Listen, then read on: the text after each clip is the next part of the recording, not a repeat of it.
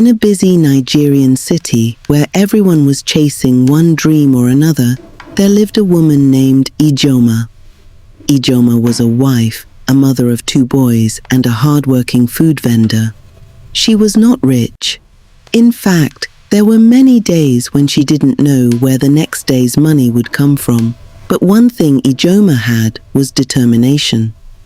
Every morning, long before the city became noisy, she would wake up and enter her tiny kitchen. She cooked rice, beans, stew, chicken, and other Nigerian meals. She packed them carefully into takeaway containers and prepared herself for another day of struggle. Her food business was small. Sometimes she had only a handful of customers. Sometimes she sold everything, and sometimes she returned home with food she could not sell. But no matter how difficult the day became, Ijoma kept telling herself the same thing. She would say, "My children must not suffer forever." By 8 o'clock, Ijoma was already outside. She carried her neatly packaged meals from one place to another, hoping someone would buy. She smiled at strangers. "Madam, how much is the rice?" 2,000 naira with chicken. "This your food is too expensive." She called customers. "Good morning, ma. She posted Please, try pictures my of her food on WhatsApp. She even gave some people small discounts just to keep them coming back. But business was not easy. There were many food sellers in the city, and every day Ijoma had to fight for the same customers. Another customer gone, another meal unsold, but Ijoma refused to give up. She kept moving, because somewhere in her heart, she believed that one day her small food business would become something much bigger. After spending the entire day working, Ijoma had only one thing on her mind. She wanted to sit down. She wanted to rest. She wanted to check on her children, but unfortunately her husband had something else on his mind. Emeka looks at her with irritated face and speaks angrily. "Where is the money?" Ijoma will reply him in fear. "Emeka, please, today was not good." That was Emeka. He never asked how many meals she sold. He never asked how much the ingredients cost. He never asked whether the children had eaten. He only wanted to know how much money she had made. Ijoma could bring out the money and give it to him. "This is everything." Ijoma tried to explain. She explained that some of the food was still Customers didn't come unsold. today. She explained that she had spent money buying ingredients. She explained that business had been slow, but Emeka wasn't listening. To him, the money belonged to him simply because he was the husband. Emeka was not financially stable. He had no reliable source of income. He could go for days without bringing a single naira into the house. But somehow he still believed he had the right to control every naira his wife earned. When there was food, he ate.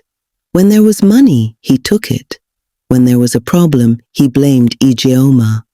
And when the family needed help, he simply disappeared into his drinking joints.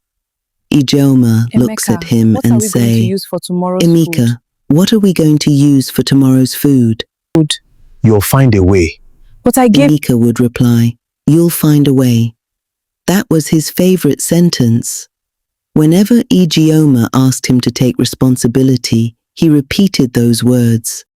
"I am the man of this house." "I am the man of this house."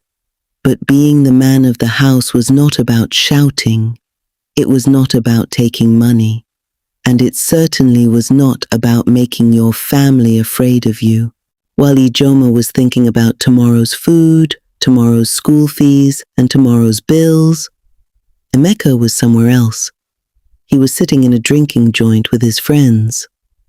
The same money Ijoma had spent the entire day struggling to earn was now being used to buy drinks and food.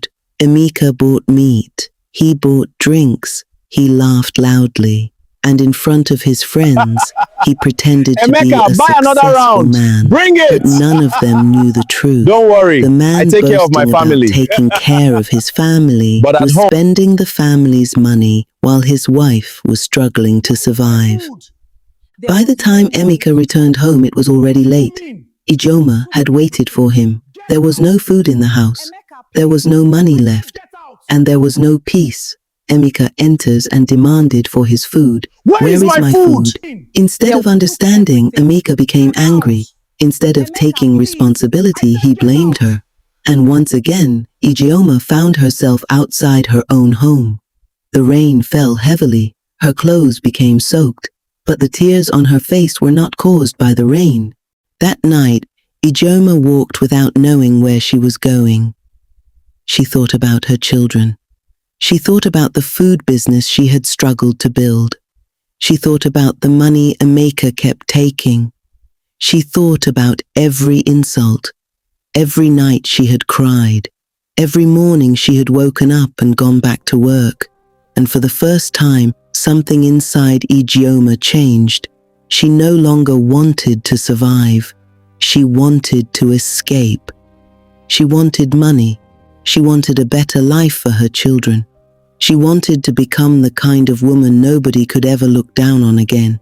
But Ijeoma did not know that desperation was about to bring someone into her life. Someone who would make her an offer that would promise her everything she had ever wanted, but demand a price she never imagined paying, whispered. And that was where Ijeoma's real story began.